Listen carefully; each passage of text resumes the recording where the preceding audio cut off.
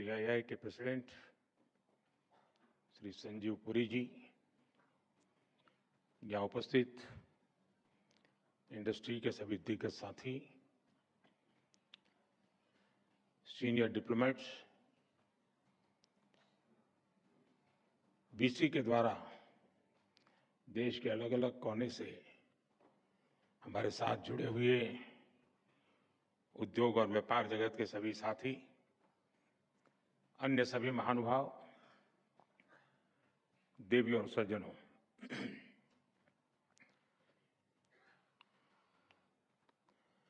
अगर युवाओं की सभा होती तो मैं शुरू करता, हाउ इज द जोश।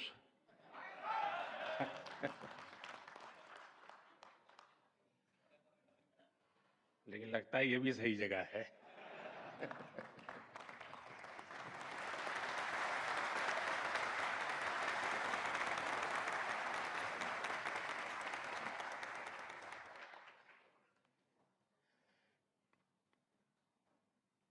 और जब मेरे देश में इस प्रकार से जीवन के हर क्षेत्र में स्थिरता प्राप्त किए व्यक्ति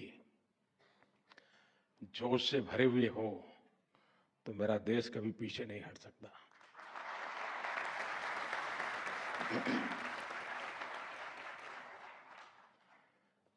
आपने मुझे इस कार्यक्रम में निमंत्रित किया। मैं सीआईआई का हृदय से आभार व्यक्त करता हूं। मुझे याद है, पैंडेमिक के समय आप और हम चर्चा कर रहे थे। आप में से भी बहुत लोगों को याद होगा। और चर्चा के केंद्र में विषय रहता था गेटिंग ग्रोथ बैक। उसी के इर्द गिर्द हमारी चर्चा रहती थी। और तब मैंने आपसे कहा था कि भारत बहुत ही जल्द विकास के पथ पर दौड़ेगा। और आज भारत किस ऊंचाई पर है? आज भारत 8% की रफ्तार से ग्रो कर रहा है।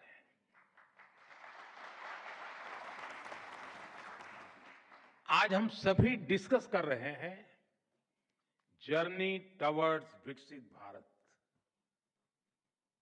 ये बदलाव सिर्फ सेंटिमेंट्स का नहीं है, ये बदलाव कॉन्फिडेंस का है। आज भारत दुनिया की 5वीं सबसे बड़ी आर्थिक ताकत है। और वो दिन दूर नहीं जब भारत दुनिया की तीसरी सबसे बड़ी इकोनॉमी पावर बन जाएगा।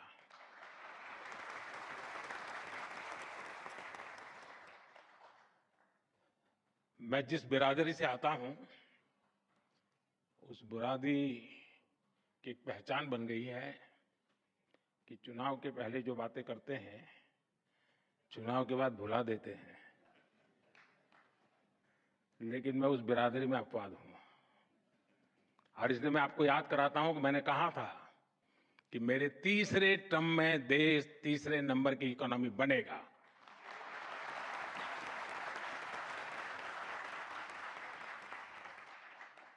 भारत बहुत सधे हुए कदमों से लगातार आगे बढ़ रहा है। साथियों, जब 2014 में आप सबने हमें देश की सेवा करने का अवसर दिया, 14 में जब हमारी सरकार बनी, तो सबसे बड़ा प्रश्न यही था कि इकोनॉमी को वापस पटरी पर कैसे लाएं। 2014 के पहले की फ्रेजाइल 5 वाली स्थिति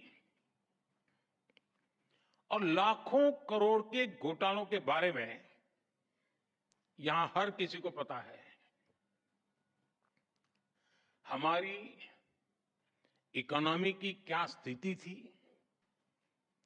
इसकी बारीकियां सरकार ने व्हाइट पेपर जारी करके देश के सामने रखी है।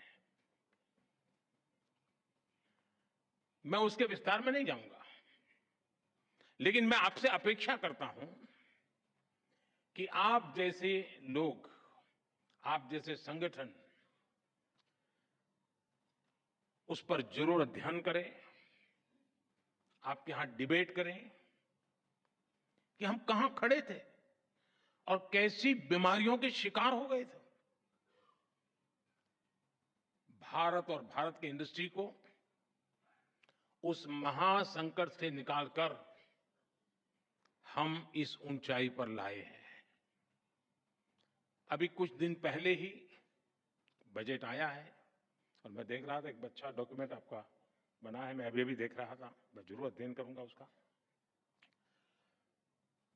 और जब बजट अभी आया है, आप भी बजट की चर्चाओं में अभी भी व्यस्त हैं, तब बजट से जुड़े ही कुछ फैक्ट्स मैं आज आपके सामने रखना चाहूंगा। फ्रेंड, 2013-14 में जब पिछली सरकार का आखिरी बजट आया था, डॉक्टर मनमोहन सिंह जी के सरकार का लास्ट बजट, वो 16 लाख करोड़ रुपए का था, 16 लाख करोड़। आज हमारी सरकार में ये बजट 3 गुना बढ़कर 48 लाख करोड़ रुपया पहुंच गया है।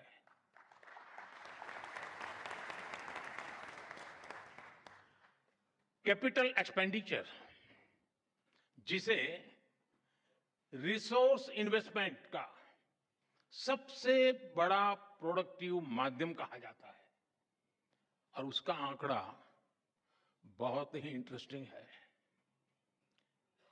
2004 जब अटल जी की सरकार गई, 2004 में यूपीए सरकार की शुरुआत हुई और यूपीए सरकार के पहले बजट में कैपिटल एक्सपेंडिचर करीब 90,000 करोड़ रुपए था, 90,000 करोड़ रुपीस।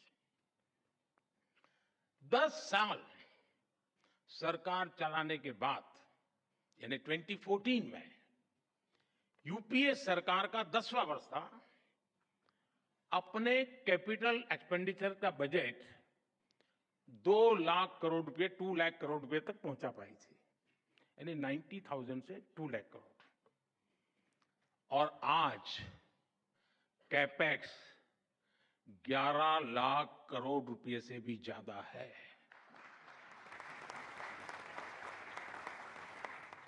यानी 2004 टू 2014 के 10th ईयर में कैपेक्स किसी तरह दुगुने पर पहुंचा था, जबकि हमारी सरकार में कैपेक्स 5 गुना ज्यादा से बढ़ा है। और आप अलग अलग सेक्टर्स को देखेंगे तो भी आपको सटीक अंदाजा मिलेगा कि आज भारत किस तरह हर सेक्टर की इकोनॉमी पर फोकस कर रहा है। पहले की सरकार के 10 साल की तुलना में हमारी सरकार ने रेलवे का बजट 8 गुना बढ़ाया है, हाईवेज का बजट 8 गुना बढ़ाया है, एग्रीकल्चर का बजट 4 गुना से ज्यादा बढ़ाया है, और डिफेंस का बजट 2 गुने से अधिक बढ़ाया है। और साथियों, हर सेक्टर में बजट में ये रिकॉर्ड बढ़ोतरी और साथ साथ टैक्स में रिकॉर्ड कटौती करने के बाद की गई है। 2014 में 1 करोड़ रुपए कमाने वाली एमएसएमई को प्रिजम्पटिव टैक्स देना होता था, 1 करोड़। अब 3 करोड़ रुपए तक की आय वाली एमएसएमई भी इसका लाभ उठा सकती है। 2014 में 50 करोड़ तक कमाने वाली एमएसएमई को 30% टैक्स देना होता था, आज ये रेट 22% है। 2014 में कंपनियां 30% कॉर्पोरेट टैक्स देती थी। आज 400 करोड़ रुपए तक की आय वाली कंपनियों के लिए रेट 25% है। और फ्रेंड्स, बात सिर्फ बजट एलोकेशन बढ़ाने या टैक्स कम करने की नहीं है, बात गुड गवर्नेंस की भी है।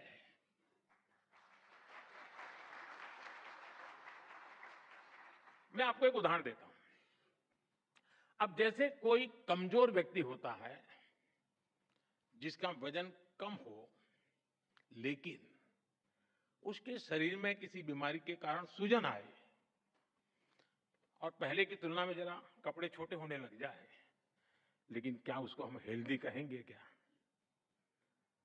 वो तंदुरुस्त है ऐसा मानेंगे क्या? वो देखने में भले ही बहुत स्वस्थ लगे, लेकिन हकीकत में तो वो कमजोर होता ही है। 2014 से पहले के बजट का भी ऐसा ही हाल था। तब बजट में बड़ी बड़ी घोषणाएं इसलिए की जाती थी कि दिखाया जा सके कि अर्थव्यवस्था की सेहत अच्छी है। लेकिन सच्चाई ये थी कि बजट में जो घोषणाएं होती थी वो भी जमीन पर पूरी तरह नहीं उतर पाती थी। ये लोग इंफ्रास्ट्रक्चर के लिए तय की गई राशि को भी पूरी तरह खर्च नहीं कर पाते थे। जब घोषित करते थे तो हेडलाइन लेते थे। शेयर मार्केट में भी शायद थोड़ी दिखाई देता होगा। योजनाओं को तय समय पर पूरा करने पर भी पहले की सरकारों का कोई जोर नहीं था। हमने 10 वर्षों में इस स्थिति को बदला है। हमारी सरकार जिस स्पीड और स्केल इसके साथ इंफ्रास्ट्रक्चर का निर्माण कर रही है, आप सब उसके गवाह हैं। यह अभूतपूर्व है। साथियों, आज हम जिस दुनिया में रह रहे हैं वहां बहुत सारी अनिश्चितताओं से भरी हुई है। और ऐसी दुनिया में भारत जैसी ग्रोथ और स्टेबिलिटी होना एक्सेप्शन है। ऐसी अनिश्चितता के समय में भी भारत के फॉरेन एक्सचेंज रिजर्व्स में अच्छी खासी वृद्धि हुई है। आज जब सारे देश लो ग्रोथ या हाई इन्फ्लेशन से जूझ रहे हैं, उन परिस्थितियों में भारत हाई ग्रोथ और लो इन्फ्लेशन वाला इकलौता देश है। इतनी बड़ी महामारी के बावजूद भारत का फिस्कल प्रूडेंस पूरी दुनिया के लिए रोल मॉडल है। Global good and service export में भारत का कंट्रीब्यूशन लगातार बढ़ रहा है। ग्लोबल ग्रोथ में आज भारत का शेयर 16% हो गया है। और आप ध्यान दीजिए, भारत ने ये ग्रोथ तब हासिल करके दिखाई है जब पिछले 10 साल में इकोनॉमी को झटका देने वाले अनेक संकट आए। हमारे कार्यकाल में ये भी एक मुसीबत रही। 100 साल की सबसे बड़ी पेंडेमिक, दुनिया के अलग अलग देशों में युद्ध की स्थिति, भारत में बड़ी बड़ी प्राकृतिक आपदाएं, कभी साइक्लोन, कभी सूखा, कभी भूकंप। हमने हर संकट का मुकाबला किया, हर चुनौती का समाधान किया। अगर ये संकट न आते तो भारत जहां आज पहुंचा है उससे भी कहीं अधिक ऊंचाई पर होता। और ये मेरा विश्वास, मेरे अनुभव के आधार पर मैं कह रहा हूं।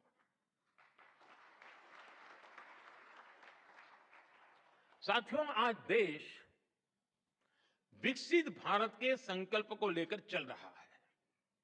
बीते 10 वर्षों में 25 करोड़ लोग गरीबी से बाहर निकले हैं। हम देश के नागरिकों की ईज ऑफ लिविंग पर फोकस कर रहे हैं। हम देश के नागरिकों की क्वालिटी ऑफ लाइफ पर फोकस कर रहे हैं।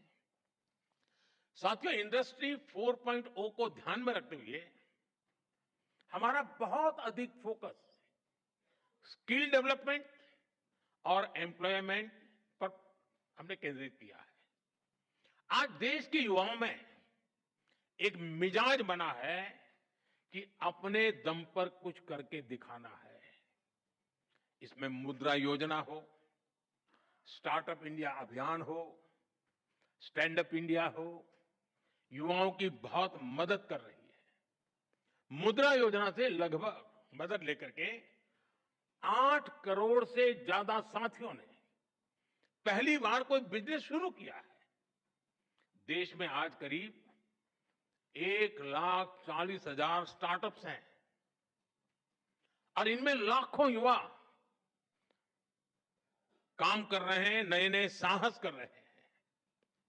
इस बजट में भी जिस 2 लाख करोड़ रुपए के पीएम पैकेज की घोषणा हुई है, चारों तरफ उसकी वाहवाही हो रही है, खूब प्रशंसा हो रही है। इसका सीधा लाभ 4 करोड़ से अधिक युवाओं को मिलने का। ये पीएम पैकेज होलिस्टिक और कॉम्प्रिहेंसिव है। ये टुकड़ों में नहीं है, ये इंटरलिंक है, एंड टू एंड एक सॉल्यूशन है। इसका विजन स्पष्ट है। भारत की मैन पावर ग्लोबली कॉम्पिटिटिव हो, भारत का प्रोडक्ट ग्लोबली कॉम्पिटिटिव हो और सिर्फ क्वालिटी नहीं बल्कि वैल्यू की दृष्टि से भी वो कॉम्पिटिटिव हो। हमारे युवाओं की स्किल बढ़े, उनका एक्सपोजर बढ़े, उन्हें आसानी से रोजगार मिले, इसके लिए हम इंटर्नशिप स्कीम लेकर आए हैं। एम्प्लॉयमेंट जनरेशन करने वाले आप जैसे जो लोग हैं, उनको लार्ज स्केल पर इंसेंटिव मिले, इसका भी हमने ध्यान रखा है। इसलिए ही सरकार ने ईपीएफओ कंट्रीब्यूशन में इंसेंटिव की घोषणा की है। साथियों, हमारी सरकार का इंटेंट और कमिटमेंट एकदम साफ है। हमारे डायरेक्शन में कोई डायवर्जन नहीं है। चाहे नेशन फर्स्ट ये हमारा कमिटमेंट हो, चाहे $5 ट्रिलियन इकोनॉमी का संकल्प हो, चाहे सैचुरेशन अप्रोच को हम अचीव करने का इरादा लेके चले हो, चाहे जीरो इफेक्ट जीरो डिफेक्ट की बात हो, चाहे आत्मनिर्भर भारत का हमारा दृढ़ संकल्प हो, चाहे विकसित भारत के विराट संकल्प के लिए हमारी लंबी दौड़ हो, हम इसके लिए पूरे फोकस के साथ काम कर रहे हैं। हम योजनाओं को निरंतर विस्तार देते हैं, उनकी प्रोग्रेस की समीक्षा करते हैं। आप सरकार की अप्रोच, विकास के प्रति हमारे कमिटमेंट को भली भांति जानते हैं। हम हर बार नए माइलस्टोन्स गढ़ रहे हैं। इसलिए इंडस्ट्री से भी मेरी यही अपेक्षा है कि वो सरकार के साथ कंधे से कंधा मिलाकर विकसित भारत के सपने को साकार करने के लिए सरकार के साथ स्पर्धा करे, सरकार को भी पीछे रख देकर जीत हासिल करे, ये मेरी आपसे अपेक्षा है। जी,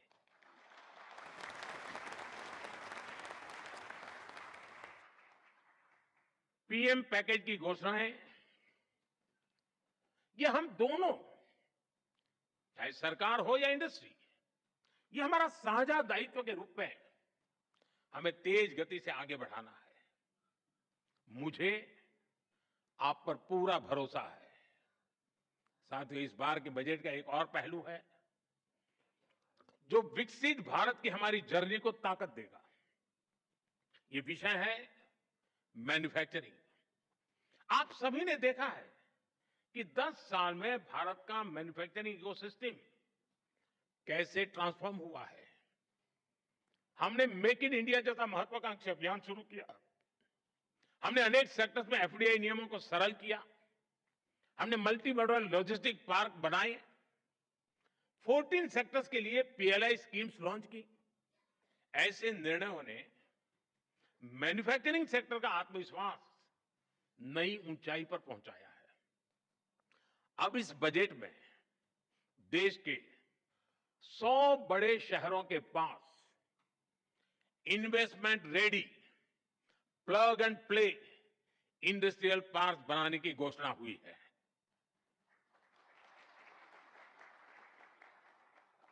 ये 100 शहर विकसित भारत के नए ग्रोथ हब बनेंगे। सरकार मौजूदा इंडस्ट्रियल कॉरिडोर्स का भी आधुनिकीकरण करेगी। हमारा बहुत बड़ा फोकस एमएसएमई पर भी है। इससे करोड़ों लोगों को रोजगार मिलता है। सरकार ने एमएसएमई को सुविधाएं देने के साथ ही उनकी चुनौतियों को एड्रेस किया है। एमएसएमई को जरूरी वर्किंग कैपिटल और क्रेडिट मिले, उनके कंप्लायंस बर्डन और टैक्सेस कम हो, उनकी मार्केट एक्सेस और संभावनाएं बेहतर हो, एमएसएमई का फॉर्मलाइजेशन हो। इसके लिए 2014 से ही हमने लगातार काम किया है। इस बजट में भी एमएसएमई के लिए नई क्रेडिट गारंटी स्कीम लॉन्च की गई है। साथियों, जब बजट आता है तो उसके बाद अक्सर चर्चा कुछ प्रमुख बातों के इर्द गिर्द ही सिमट जाती है और ज्यादातर तत्कालीन चर्चा मीडिया ड्रिवन होती है और वो भी एजेंडा के तहत ड्रिवन होती है। जब शांत वातावरण होता है तब जाकर के स्थितियां की तरफ नजर गहराई से जाती है। कई बार संबंधित इंडस्ट्री या फिर एक्सपोर्ट्स वे भी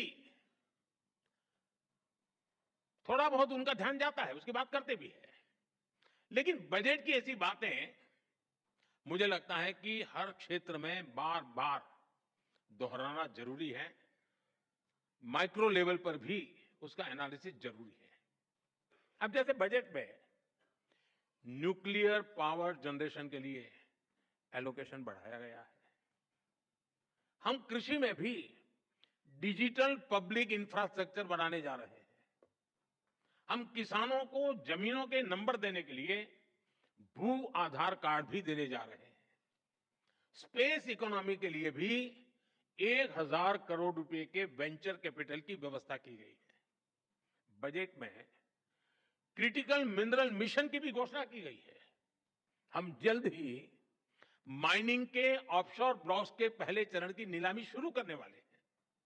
ये सारे ऐलान प्रगति के नए रास्ते खोलेंगे, नए अवसर बनाएंगे। फ्रेंड्स, आज जब भारत दुनिया की तीसरी सबसे बड़ी इकोनॉमी बनने वाला है तो नए सेक्टर्स में भी संभावनाएं बन रही है। विशेष रूप से हमारे सनराइज सेक्टर्स में।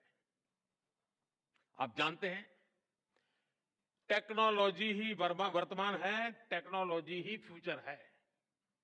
आज जो भी देश सेमीकंडक्टर वैल्यू चेन में अपनी जगह बनाएगा वो भविष्य में बड़ी भूमिका में रहेगा। और इसलिए हम भारत में इस इंडस्ट्री को आगे बढ़ा रहे हैं। इसी तरह हम इलेक्ट्रॉनिक्स मैन्युफैक्चरिंग को भी एनकरेज कर रहे हैं। आज मोबाइल मैन्युफैक्चरिंग रिवॉल्यूशन का दौर है। एक जमाने में जो भारत मोबाइल फोन्स को इंपोर्टर था, वो आज दुनिया के टॉप मोबाइल मैन्युफैक्चरर और एक्सपोर्टर में स्थान ले चुका है। भारत में हमने ग्रीन जॉब सेक्टर के लिए एक बहुत बड़ा रोड मैप तैयार किया है। हम ग्रीन हाइड्रोजन, इलेक्ट्रिक व्हीकल्स, ऐसे अनेक सेक्टर्स को आगे बढ़ा रहे हैं। अब पीएम सूर्यघर योजना, ये इतनी बड़ी योजना है, इतने वेंडर्स की जरूरत है और सरकार एक एक घर को 75,000 रुपया देने वाली है। ये अपने आप बहुत बड़ा रिवॉल्यूशन होने वाला है। इस बजट में क्लीन एनर्जी के लिए उठाए गए कदमों की खूब चर्चा हो रही है। आज के दौर में एनर्जी सिक्योरिटी और एनर्जी ट्रांजिशन दोनों ही इकोनॉमी और इकोलॉजी के लिए इतने ही महत्वपूर्ण है। लेकिन इसके साथ ही हम स्मॉल न्यूक्लियर रिएक्टर्स पर भी काम कर रहे हैं। इससे न सिर्फ एनर्जी एक्सेस के रूप में इंडस्ट्री को लाभ होगा, बल्कि इस सेक्टर से जुड़ी पूरी सप्लाई चेन को भी बिजनेस की नई संभावनाएं मिलेगी। हमारी इंडस्ट्रीज और एंटरप्रेन्योर्स ने हमेशा देश के विकास के लिए अपनी प्रतिबद्धता दिखाई है। मुझे विश्वास है कि मैंने जिन भी सनराइज सेक्टर्स का जिक्र किया है, उन सभी में आप भारत को ग्लोबल प्लेयर बनाने वाले हैं।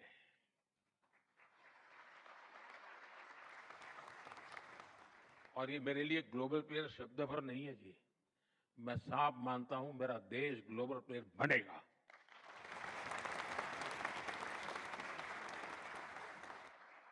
साथियों, हमारी सरकार के पास राजनीतिक इच्छा शक्ति की कोई कमी नहीं है, और उससे तो आप भी परिचित हैं। हमारे लिए देश और देशवासियों की आकांक्षाएं, उनके एस्पिरेशंस, ये हमारे लिए सर्वोपरि है। मैं इंडस्ट्री को, भारत के प्राइवेट सेक्टर को भी विकसित भारत बनाने का एक सशक्त माध्यम मानता हूं। मैं आप जैसे साथियों को, वेल्थ क्रिएटर्स को भारत की ग्रोथ स्टोरी का प्रमुख ड्राइविंग फोर्स मानता हूं। और मैं लाल किले से भी गर्व के साथ इसका जिक्र करने में संकोच नहीं करता हूं। साथियों, पूरी दुनिया की नजर आज भारत पर है, आप सब पर है। आज भारत की नीति, भारत की निष्ठा, भारत का निश्चय, भारत के निर्णय और भारत में हो रहा निवेश पूरे विश्व की प्रगति का आधार बन रहा है। दुनिया भर के इन्वेस्टर्स यहां आने के लिए लालायित है। वर्ल्ड लीडर्स भारत को लेकर पॉजिटिविटी से भरे हुए हैं। ये भारत की इंडस्ट्री के लिए बेहतरीन मौका है, गोल्डन चांस है। हमें इस मौके को गंवाना नहीं है।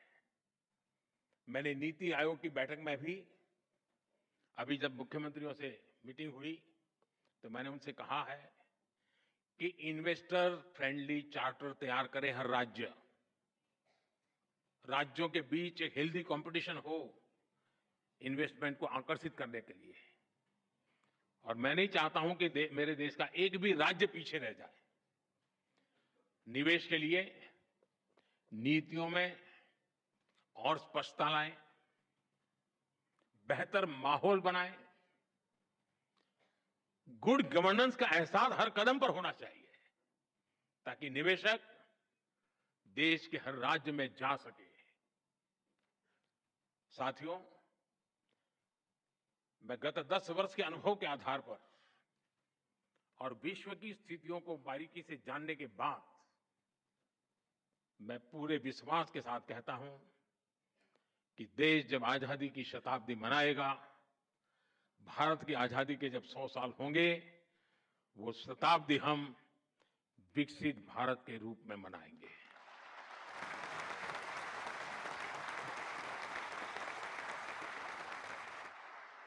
हम गरीब देश के रूप में आजाद हुए थे, हम लूट चुके थे। दुनिया में जो कोई भी लूटना चाहता था, लूट रहा था। आखिरी मोमेंट तक लूटे गए थे। और फिर हमने हमारी यात्रा शुरू की थी। 100 साल के भीतर भीतर सारे अवरोधों को पार करते हुए, संकल्पों को चरितार्थ करते हुए शताब्दी विकसित भारत की मना करके ही रहेंगे। हम रहे न रहे, हमारी पीढ़ियां आने वाली विकसित भारत को गर्व से जिए, ये सपने लेकर चल रहे हैं।